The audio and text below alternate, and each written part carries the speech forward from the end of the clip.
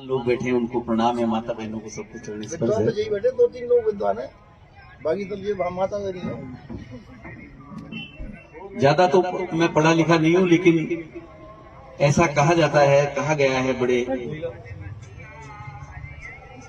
टीका टिप्पणी करने वालों ने और कवियों ने। रहीमदास जी ने कहा कि हीरा कब कहे कि लाख हमारो मोल, रहीमन हीरा कब कहे लाख टका मेरो मोल, और लाख टका मेरो मोल। तो जो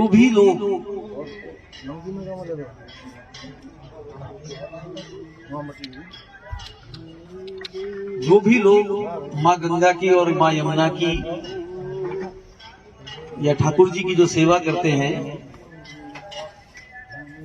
और जो भी लोग संतत्व को प्राप्त हो जाते हैं, संतत्व जिन पर ईश्वर की कृपा हो जाती है, वो अपना अस्तित्व भूल जाते हैं। और जब भी कभी मैंने अब इस 5-6 घंटे के दौरान प्रदीप जी को देखा, मैं 1 साल पहले इनसे मिलने आया था, रमन ऋषि गया था, वहां पे बड़ा कार्यक्रम था, बहुत संत आए थे, पर वहां मुलाकात नहीं हो पाई। उस दिन ठाकुर जी को मंजूर नहीं था और हम बिना मुलाकात की चले गए। कब? 1 साल पहले। 1 साल पहले तो कोरोना चल रहा था। 1 साल कोरोना से पहले फरवरी में एक कार्यक्रम था, गोपाल जयंती थे। हाँ, तो मैं आया था, तो उस समय नहीं मुलाकात हो पाई। आज वो संस्कार था, बहुत समय से मैं भी इंतजार देख रहा था, लोगों से सुना था।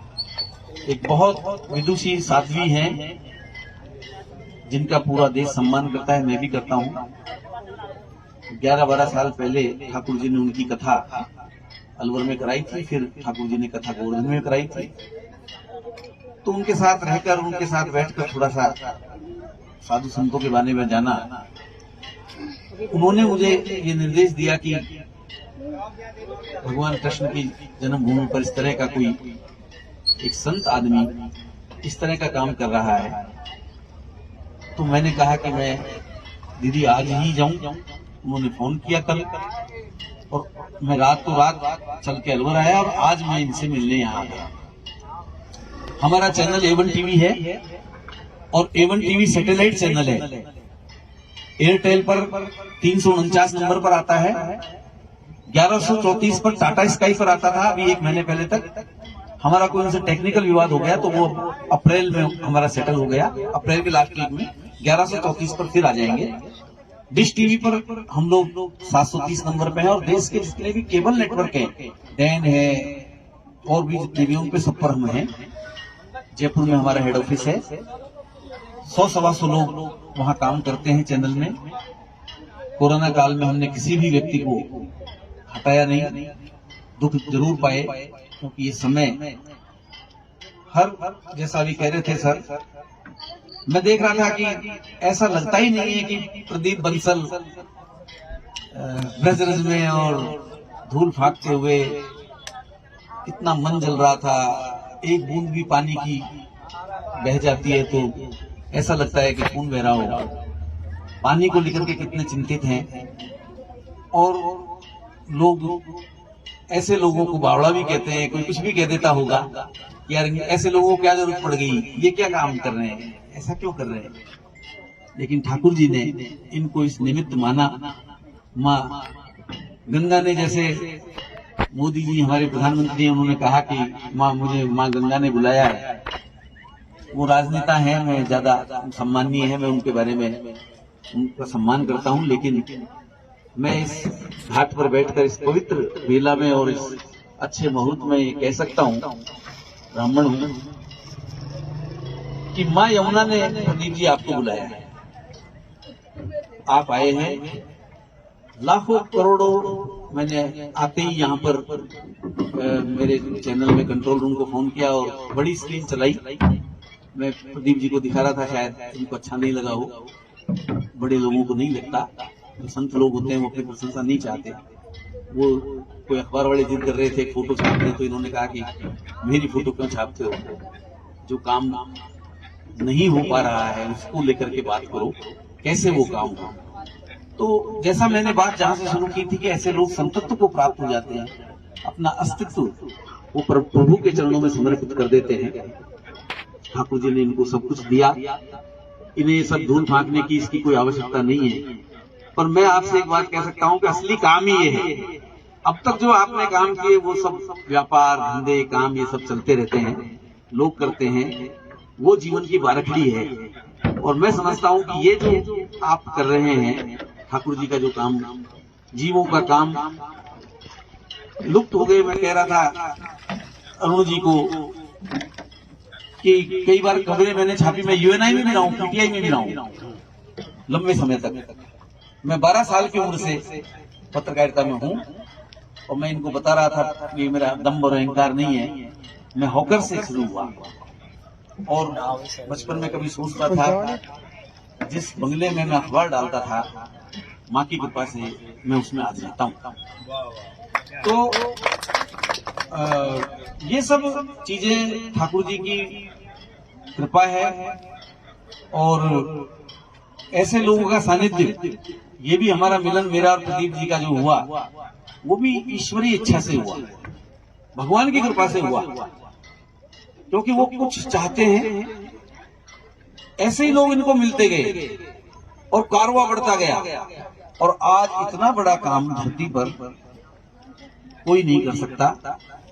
मैं इनके सामने इनकी ज्यादा तारीफ करूंगा तो मुझे लगेगा पता नहीं मुझे इनसे कुछ चाहिए। मुझे ठाकुर जी से केवल इतनी ही प्रार्थना है, मुझे ठाकुर जी से इतना ही चाहिए कि इनको और ताकतवर बनाए, कि ये हमें इनसे कुछ नहीं चाहिए।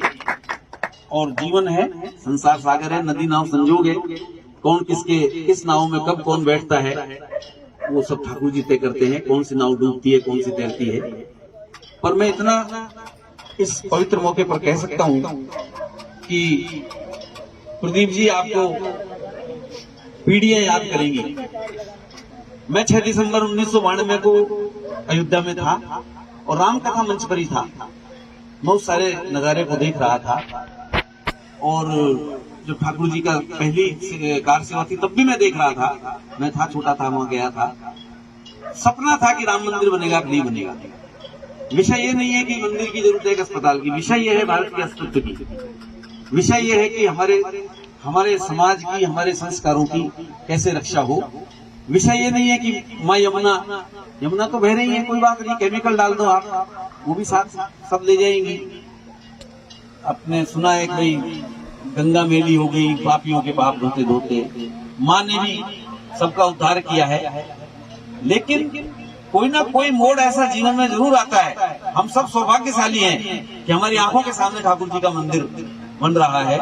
आज आपने माँ गंगा का मिशन जो शुरू किया है और लाखों करोड़ों यहाँ पेड़ लग रहे हैं और भी अभी आपका बहुत बड़ा मिशन है। मैं आपके उस काम को देखकर समझ सकता हूँ, आपके विजन को। हम पत्रकार लोग हैं, हम चावल के दाने से ही पहचान जाते हैं कि घोड़ा किस रेस से दौड़ रहा है, किस वर्ष से दौड़ेगा। परमात्मा आपको बहुत लंबी उम्र दे।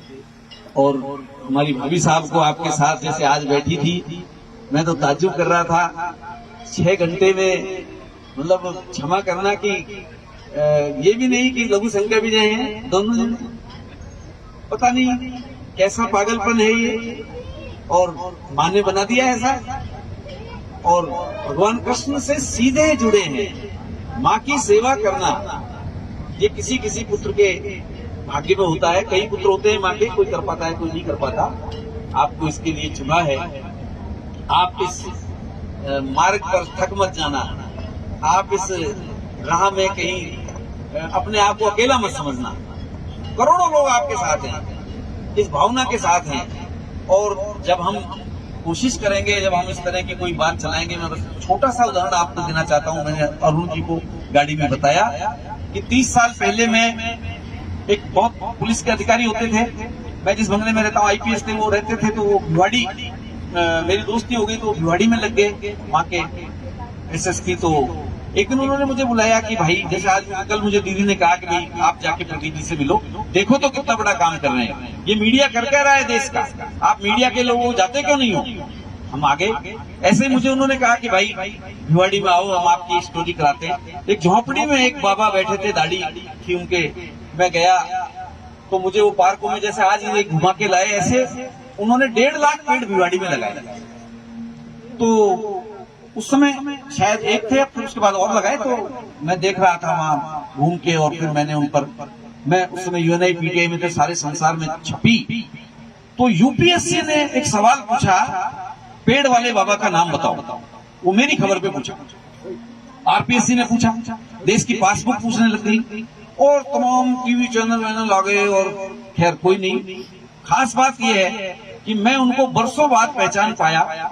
एक बार उन्होंने अपने बेटे से मेरी टेलीफोन पे बात कराई, उस समय एसटीडी पीसीओ थे, कि बेटा तेरे भाई से बात कर ले। उन्होंने मेरे से कहा कि भाई साहब मैं जोरावर सिंह गेट जयपुर पे ढाबा चलाता हूँ, मेरी बीवी यहाँ खाना बना के लोगों का पेट भरते हैं, कभी कभी आप इधर आओ तो आ जाना। मैंने भी सोचा कि वो ऐसा ही होगा, वो बाबा भी ऐसे ही थे। लेकिन एक दिन मेरे पास फोन आया उनका, और काका आ गए, काकापुरी उनका नाम। उनका तेरे भाई से बात कर, कल वो अंबानी भी आ रहे हैं, फला भी आ रहे हैं, ढिका भी आ रहे हैं। मैंने कहा क्या मतलब? बोले उसको कोई पुरस्कार मिला है। तो मैंने फोन पे बात हुई, मैंने कहा भैया कौन सा पुरस्कार मिला है? आप बोलो आज वो वसुंधरा मुझे पुरस्कार देने आ रही है। और मैंने कहा आप रूपरी हो क्या? उन्होंने कहा हाँ मैं रूपरी हूँ। कोई शक है क्या? काका बेटा हूँ आपसे